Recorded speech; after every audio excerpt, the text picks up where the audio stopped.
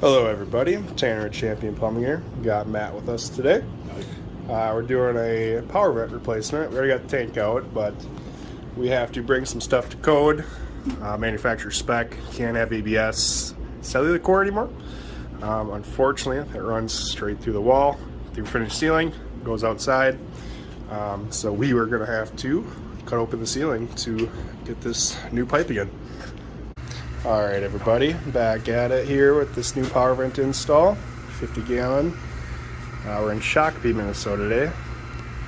And new heater, all new solid core PVC, goes through the ceiling. I will walk you over there to show you what we did.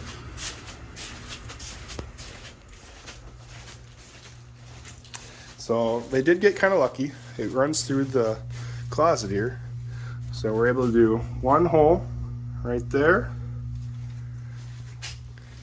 and then one hole there, and it goes straight out side from there. So if you need a water heater replacement, call Champion Plumbing 651-365-1340.